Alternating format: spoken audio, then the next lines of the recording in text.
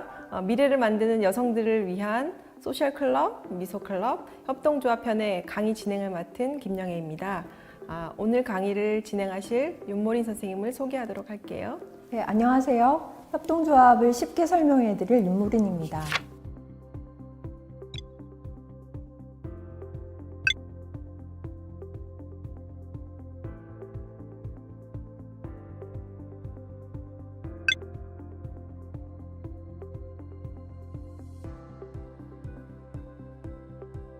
미래를 만드는 여성들을 위한 소셜클럽에서 1부 사회적 경제와 2부 협동조합 편으로 나뉘어서 진행이 되는데요.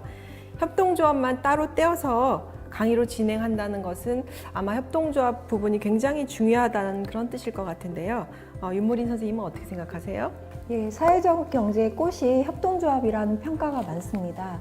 사실 사회적 경제의 핵심 가치인 사람 중심이라든가 민주적 운영이 모두 협동조합에서 왔습니다. 또 여성분들이 협동조합으로 많이 창업을 하고 계시고요. 실질적으로 사회적 경제 조직 중에서 협동조합이 가장 많습니다. 우리 여성들이 어떻게 이끌어갈지 이번 강의가 굉장히 기대가 되는데요. 우리 윤모린 선생님을 통해서 6차식 강의에 관한 소개를 좀 부탁드려 볼까요?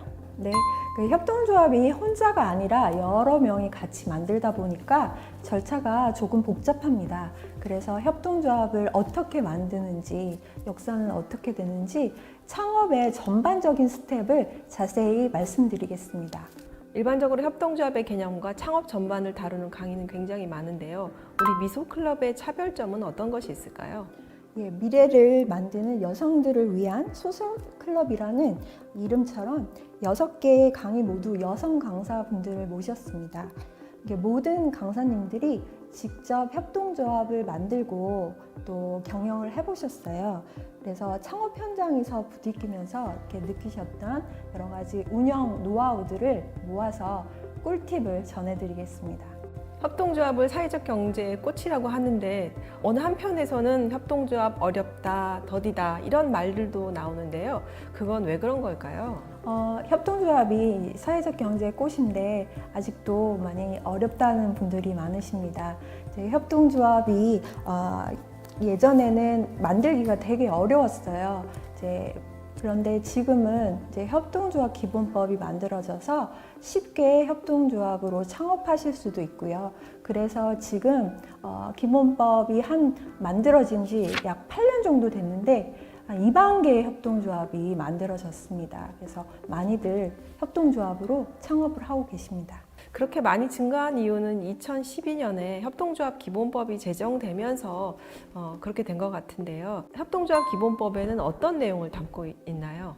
옛날에는 협동조합 개별법만 있었어요. 그러니까 주위에서 많이 보시는 농협이나 신협이나 이런 것들이 개별법으로 8개가 있었습니다.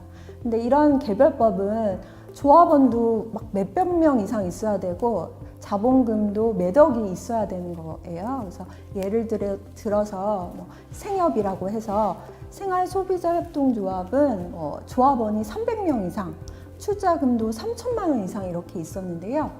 기본법 협동조합은 5명만 모이면 협동조합을 만들 수 있게 됐고요. 그리고 출자금의 제한도 없습니다. 그리고 금융하고 보험업만 빼면 모든 사업이 가능하게 쉽게 협동조합을 만들 수 있게 되었습니다.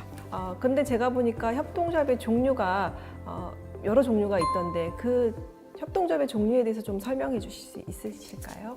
네, 기본법 협동조합은 3가지가 있습니다. 일반 협동조합, 사회적 협동조합, 그리고 연합회가 있습니다. 먼저 일반 협동조합은 영리 성격이 강합니다. 그래서 수익 사업을 하셔서요, 열심히 돈을 버셔서 배당을 하실 수 있고요. 그리고 사회적 협동조합은 사회적인 필요를 위해서 만들어진 비영리 조직입니다. 그래서 여러 가지 공익적인 사업을 전체 사업의 40% 이상 하시고요. 배당은 안